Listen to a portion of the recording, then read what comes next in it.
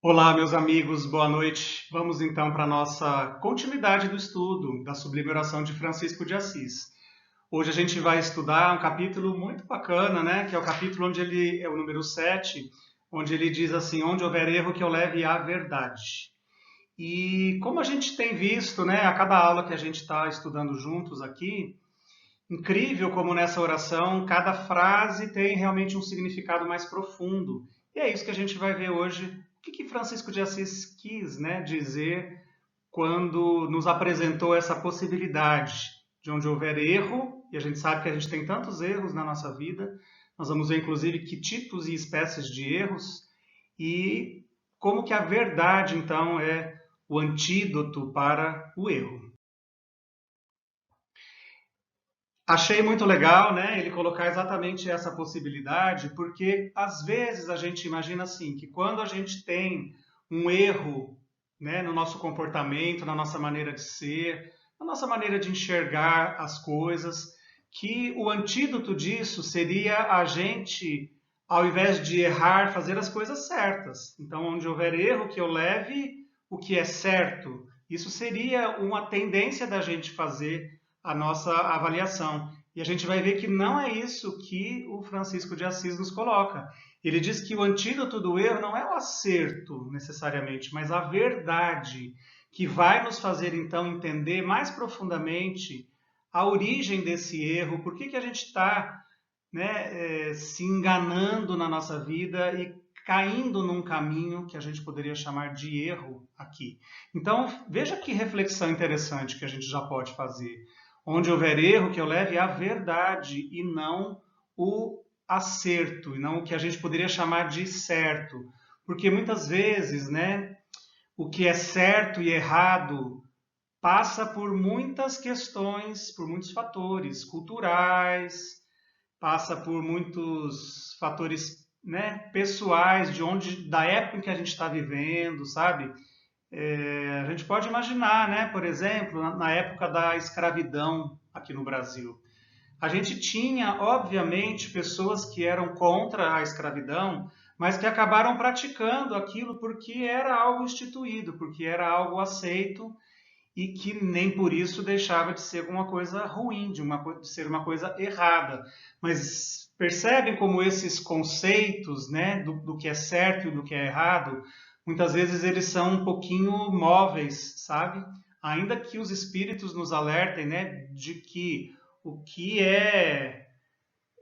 errado é sempre errado, do que é sempre certo, né? Sempre vai ser assim. A lei de Deus é uma só, mas existem fatores ali de influências externas, de questões culturais que vão estar atuando nas nossas escolhas, na nossa capacidade de livre-arbítrio, né? Então, muito interessante a maneira como o autor entende e explora essa fala do Francisco de Assis nessa nossa oração. E aí, o que eu gostei bastante também foi dele colocar para a gente assim, olha, de que esse erro ele tem uma origem.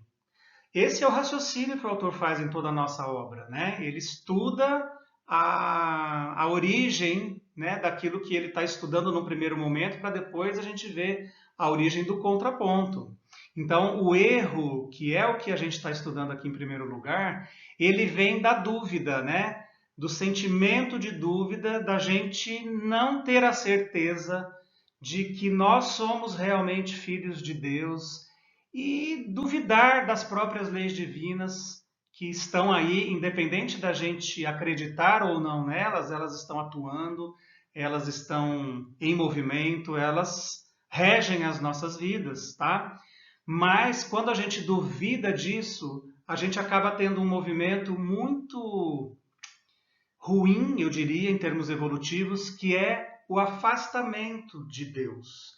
Então, quando a gente duvida de que nós somos criaturas divinas, criadas pelo amor do Pai, e que a nossa vida é regida por leis sábias e perfeitas, como o próprio Deus, o nosso Criador, a gente se afasta, então, desse ponto de origem, dessa conexão de origem. E esse afastamento de Deus, da divindade, supremo, faz com que a gente se afaste de nós mesmos, porque, né, a gente já estudou isso daqui no nosso livro, nesse estudo desse ano. O reino de Deus está dentro de nós, a gente traz gravado dentro de nós esse selo da criação, sabe? Então não adianta, quando a gente se afasta de Deus, é porque a gente se afastou de nós mesmos. E o caminho, então, da reconexão é esse. Se eu quero me aproximar de Deus, eu tenho que me aproximar do meu núcleo verdadeiro, do meu self. Deixar esse apego tão grande que a gente tem ao ego e às coisas externas, de referências externas, para que a gente vá em direção, então, daquilo que realmente é mais íntimo, é mais verdadeiro dentro de nós, que é o nosso self. Isso nos faz pensar, obviamente, então, que, veja bem, se a causa do erro é a dúvida, né, ele aponta também que muitas vezes a gente vive num momento e num processo de ilusão. A causa do erro é a nossa própria ilusão, então, de acharmos que nós, no fundo, somos apenas o nosso ego. De acharmos, então, de que a vida se resume a os aspectos externos que a gente é capaz de enxergar nos outros, no nosso trabalho, no nosso corpo. A gente acha que nós somos o nosso corpo e de que, então, se o meu corpo se transforma, se ele envelhece e ele vai, em um determinado momento da minha existência, deixar de existir e vai voltar a fazer parte da composição da Terra, do próprio planeta. Então, essa ilusão de achar que nós somos só aquilo que a gente vê, palpa e se relaciona com as questões do ego, faz a gente ter uma maneira de enxergar a vida, a finalidade da vida, o propósito da vida de uma forma muito diferente. Então, a ilusão, a gente tem até uma definição aqui, né? É a falta de percepção ou do entendimento que prejudica os nossos sentidos. Uma compreensão errada da mente. Isso é ilusão. É a confusão que faz com que alguém não consiga distinguir a aparência da realidade. Então, olha que interessante, isso é uma definição do dicionário, mas ela é perfeita para o nosso raciocínio aqui também, né? Essa confusão que a gente tem, então, que faz com que a gente não consiga distinguir com clareza aquilo que é aparência, aquilo que é externo, daquilo que é a realidade, daquilo que é permanente, daquilo que é para sempre, que é a realidade do espírito. Então, a gente já disse aqui, né? Não tem problema nenhum a gente saber viver a vida material. Ela é necessária, nós estamos encarnados, a gente tem um corpo, a gente tem como obrigação sustentar o nosso corpo, né? Ter uma vida de relação, trabalhar, ganhar dinheiro, tudo isso faz parte. O que a gente não deveria, meus queridos, é termos a ilusão de que a vida então se resume a isso. Em a gente trabalhar para ganhar muito dinheiro, muito poder, muita fama e conseguir fazer muitas coisas ligadas aqui à materialidade, se esquecendo de que no fundo a realidade verdadeira é a que está lá dentro de nós.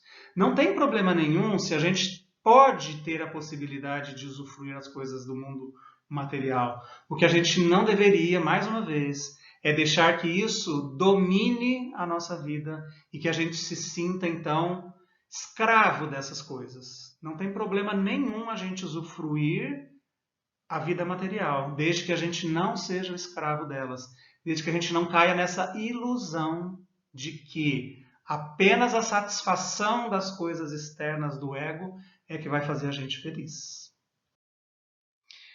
Então, é isso, né? Onde houver a ilusão de que eu sou o ego e apenas o ego, que eu leve a verdade. A gente poderia fazer essa transposição da frase. Se o erro vem da ilusão, então onde houver a ilusão de que eu sou apenas o ego, que eu possa levar a verdade, de que eu possa construir a verdade dentro de mim e levar essa verdade para fora. Quando a gente está vendo aqui a colocação de Francisco de Assis, onde houver o erro, o nosso autor do livro, Alírio de Cerqueira Filho, ele faz uma distinção que eu achei bem interessante, bem oportuna, viu? Ele classifica o erro de duas formas. Ele diz que existe o erro circunstancial e o erro existencial. Então, olha que interessante. Um erro circunstancial seria o quê? Aqueles erros que a gente está sujeitos no nosso dia a dia, nas nossas ações corriqueiras. Por exemplo, eu estou gravando essa aula para enviar para vocês e de repente dá ruim, erro alguma coisa, como aconteceu, né? Não sei se vocês estão sabendo de tudo. A gente fez uma troca de ordem dos capítulos, né? Vocês devem ter percebido isso.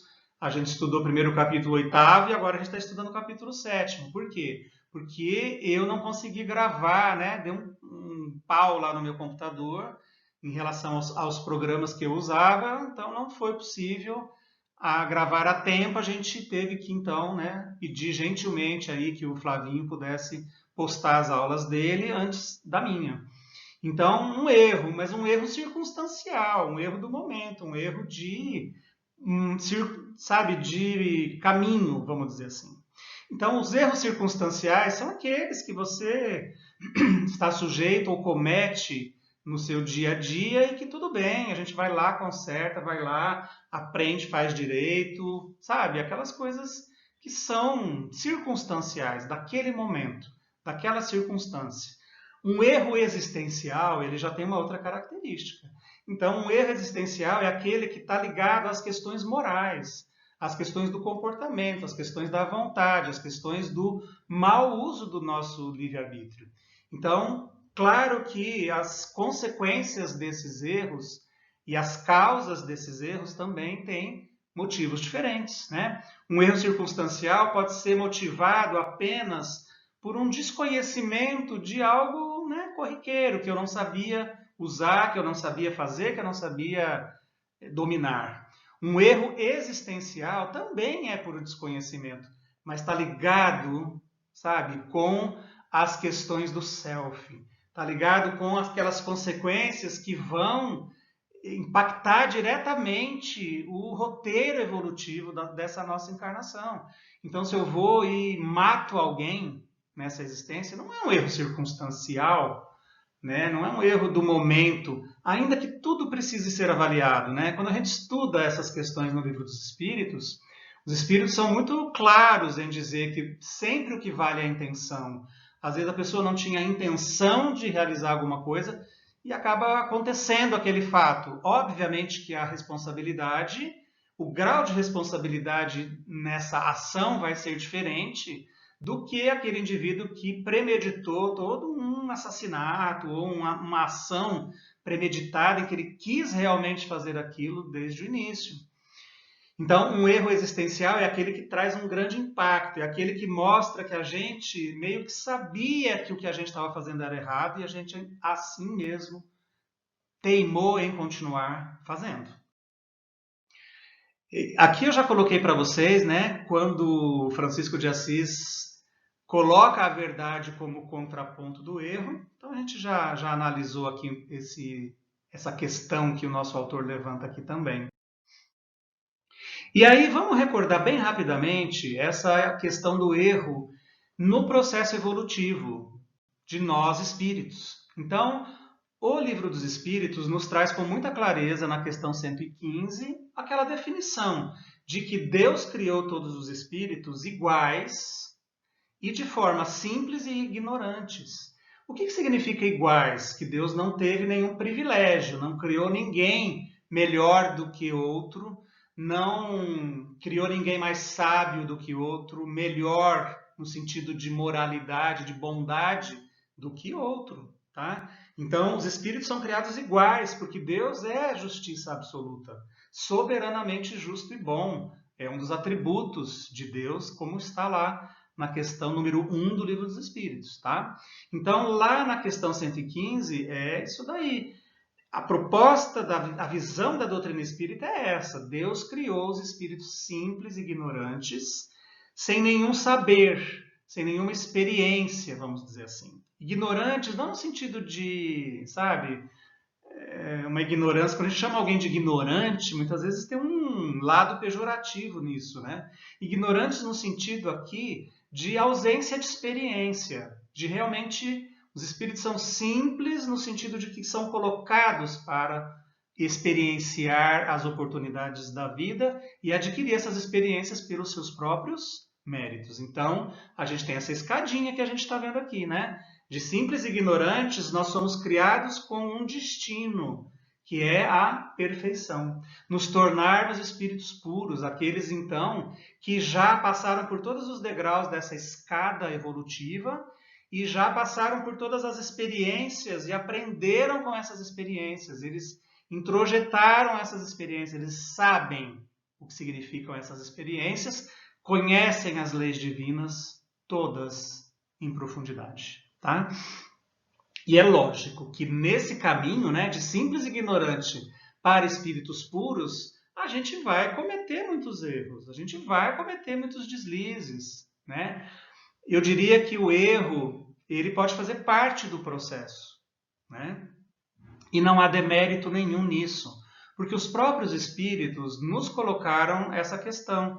Eles dizem assim, aqueles espíritos que acertam na sua caminhada, desde o início, que eles vão aprendendo e tem muito poucos erros, e eles chegam mais rapidamente a esse estágio de perfeição, eles teriam mais méritos diante de Deus do que aqueles outros que erram, ficam estacionários no mal, no erro, e que demoram mais tempo para chegar à perfeição?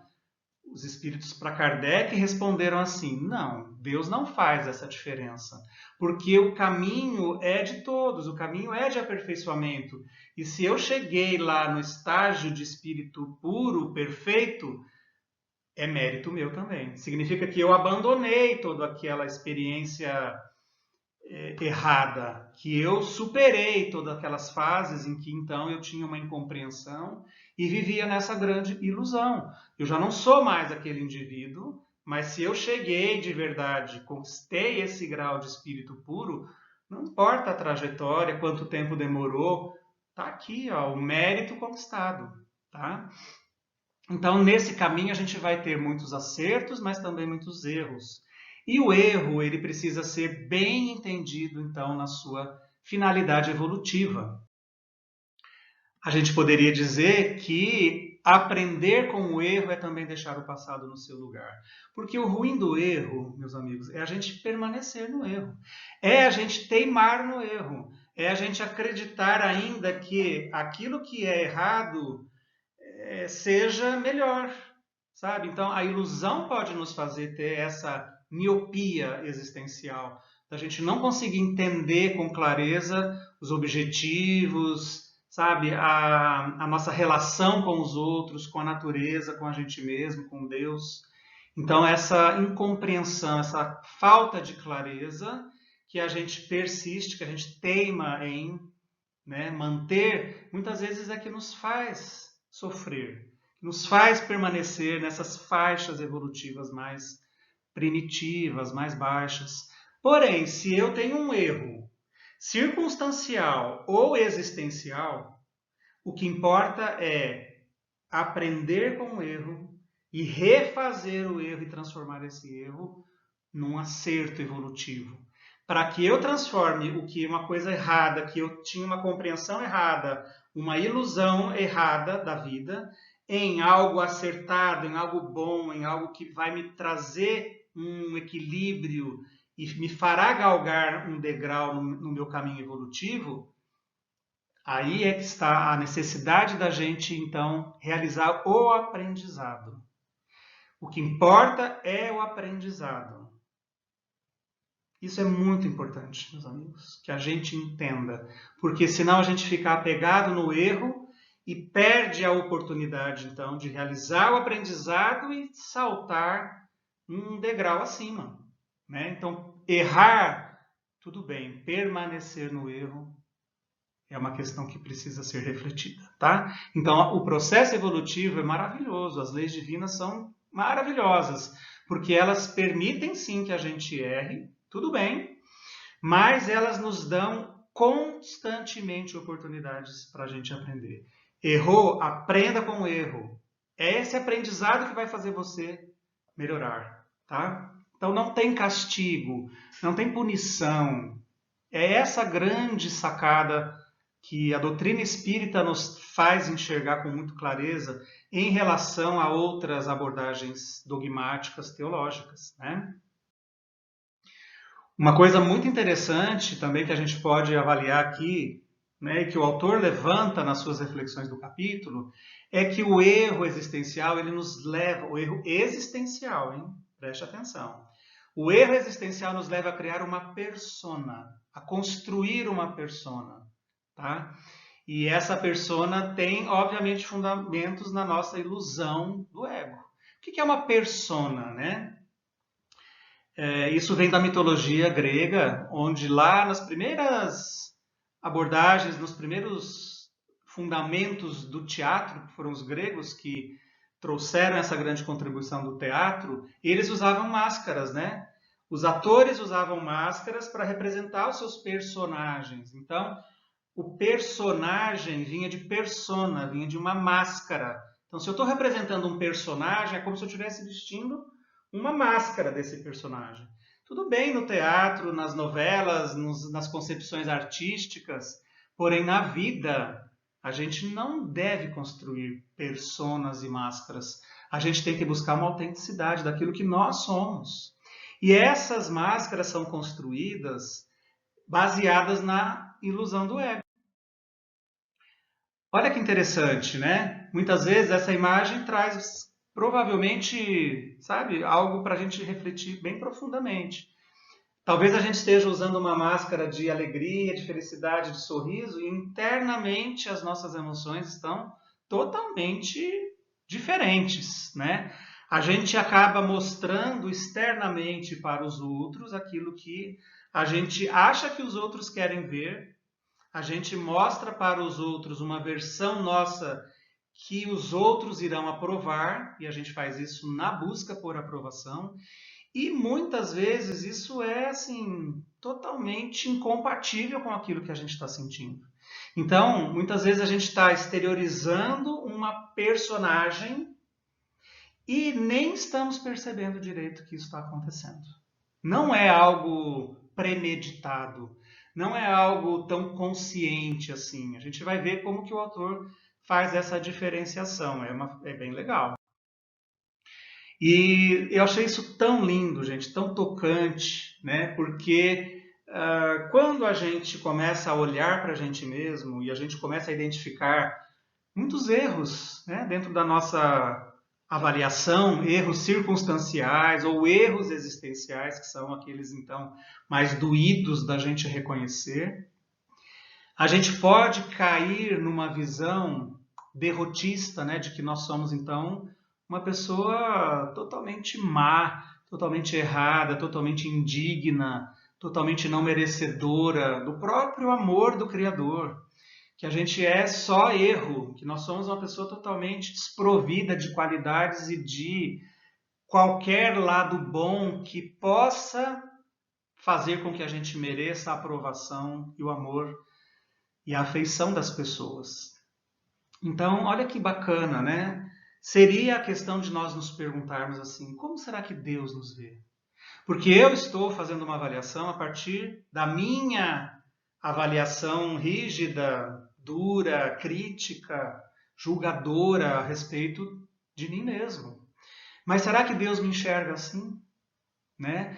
Será que Jesus enxergou aqueles que o crucificaram como malfeitores que o assassinaram? O que Jesus disse no momento da cruz? Ele falou, Pai, perdoa-os, porque eles não sabem o que fazem. Perdoa-os porque eles são crianças espirituais, não sabem o que fazem. Não têm consciência do que estão fazendo. Então, como será que Deus nos vê? Como será que Jesus nos vê? Eu confesso para vocês, eu já fui algumas vezes à casa espírita. A gente está com tanta saudade de ir na casa espírita, né? Enfim, as casas estão retornando, né? Vocês sabem disso. Nossos estudos continuam online. Mas a gente tem as reuniões públicas, as palestras, os passes coletivos acontecendo, viu? Mas eu já fui algumas vezes na casa espírita e, assim, muito envergonhado daquilo que eu tinha feito, sabe? De ações, de atitudes que eu tinha tomado na minha vida naquele momento, naquele dia. E eu falei assim, meu Deus, como é que eu vou entrar lá no centro, sentar na cadeira, fechar os olhos, quer dizer, eu sou uma pessoa horrível, né? Sou uma pessoa errada, sou uma pessoa criminosa, né? Não cometi crime nenhum, mas assim, criminosa no sentido de ser errado. E quando eu cheguei lá no centro, né, lá na nossa casa espírita, eu elevei meu pensamento, várias vezes aconteceu isso, e eu falava, Jesus, você me conhece. Tem muita coisa ruim, mas também tem um lado bom. Eu sei que eu tenho um lado bom. Me ajuda a alimentar esse lado bom. E foi um alívio muito grande, porque de alguma forma eu conseguia sentir que os espíritos nos conhecem. Jesus nos conhece, não precisa esconder nada, nem, sabe, fingir nada para Jesus, para o Criador. Então, o mundo espiritual tem uma leitura muito diferente a respeito disso. Nós somos muito julgadores, muito críticos a respeito de nós mesmos, né? Mas os espíritos amigos, Jesus, Deus, nosso Pai Criador, nos enxerga de uma forma muito diferente. Isso foi traduzido, olha, lá no Velho Testamento, olha que bacana, em Samuel. O Senhor não vê como o homem. O homem vê a aparência, mas o Senhor vê o coração. E mesmo que a gente diz assim, mas o meu coração é sujo, meu coração é cheio de erros, mas Deus criou os espíritos, todos nós, todos, com um potencial de perfectibilidade. Então, mesmo que a gente esteja lá nos estágios iniciais, e nós não estamos, hein? Nós não somos espíritos primitivos, mas mesmo que a gente estivesse lá cometendo ainda erros muito graves, mesmo assim Deus nos olha e enxerga e entende a nossa condição e capacidade. Mas nós vamos chegar lá. Todos nós vamos chegar lá. Mesmo aquele mais criminoso, mesmo aquele mais violento, mesmo aquele mais afastado de Deus em algum momento da sua existência. Ele vai chegar lá. A trajetória das vidas sucessivas vai nos permitir isso. Então, quando a gente se sentir muito errado na vida, tenta parar, fechar os seus olhos e falar, Deus, eu quero me enxergar como você me vê. Com a amorosidade do Pai, do Criador.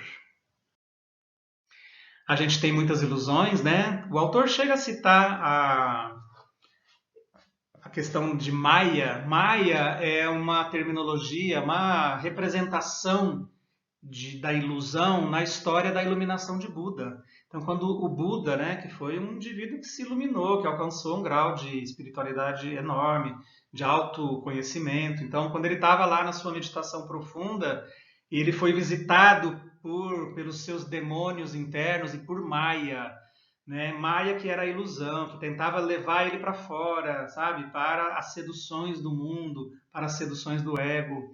Então, né? A gente precisa entender, sabe, qual é o sentido das ilusões na nossa vida, identificar isso, né? E entender que o sentido da vida é muito mais do que as coisas materiais. Muito bom. E aí, finalmente, a gente poderia, né, refletir no sentido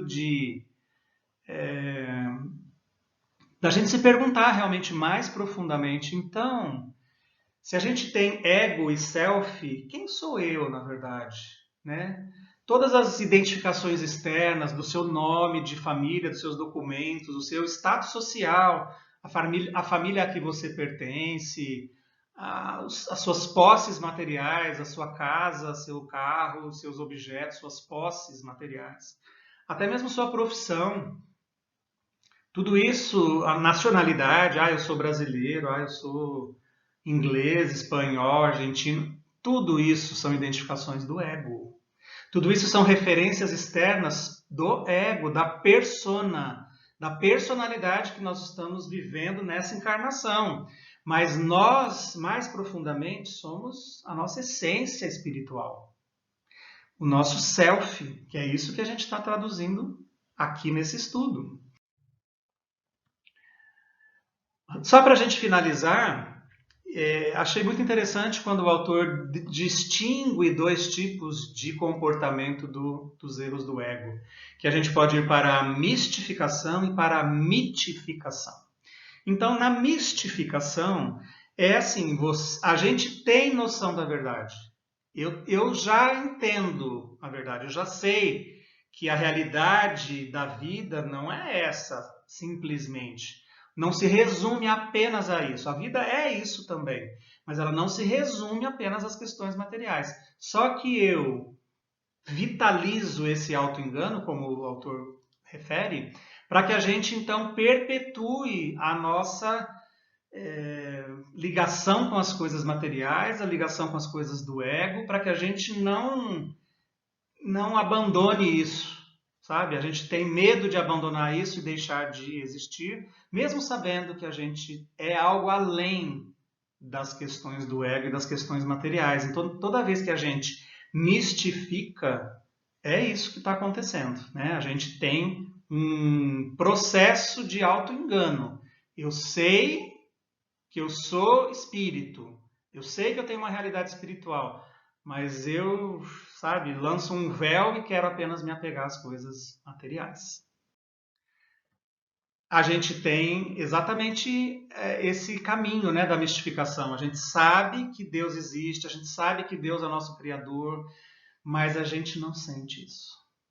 É uma ideia, é uma convicção até que não está gerando sentimentos, que não modifica a nossa forma de agir aqui no mundo. A gente acha que não, a gente tem que ralar e se apegar nas coisas materiais, porque eu sei, tudo bem, Deus criou tudo, mas olha, se eu não ralar aqui, não vai rolar.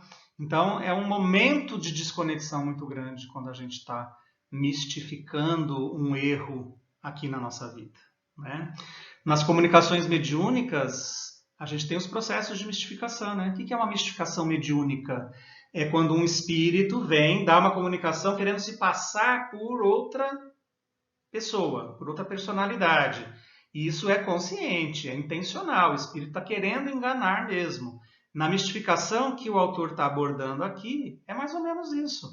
A gente sabe da nossa realidade como espíritos, criados por Deus, mas a gente quer se apegar às coisas materiais aqui e fica totalmente desconectado. Na mitificação, a gente não tem essa clareza. Então a gente passa a ser dominado por crenças muito limitadoras, né? Isso não é para mim, sou velho demais, eu não consigo, a felicidade dura pouco, tudo precisa ser perfeito, enfim, várias crenças limitantes que existem. E a gente se perde nesse emaranhado de crenças e não consegue acessar realmente a nossa verdadeira natureza de criaturas divinas. Então, na mitificação, essa consciência de sermos criaturas criadas por Deus não é clara. E a gente está só perdido nesse emaranhado de questões. Então, meus amigos, quantas coisas importantes e interessantes aqui, né? Hoje nós vamos ficar por aqui. Acredito que a gente viu bem qual é o processo de construção dos erros e a consequência de todos esses erros. E na próxima aula, então, a gente vai dar continuidade fazendo uma abordagem sobre a verdade. Então, o que é a verdade, como construir a verdade virtuosamente na nossa vida, para que isso, então, se contraponha ao erro e que a gente possa trazer a verdade onde existir erro dentro de nós e levar a verdade onde existir erro no mundo em que a gente vive. Tá bom? Gratidão, fiquem com Deus, nós nos vemos aí na nossa próxima aula. Um beijo para todos.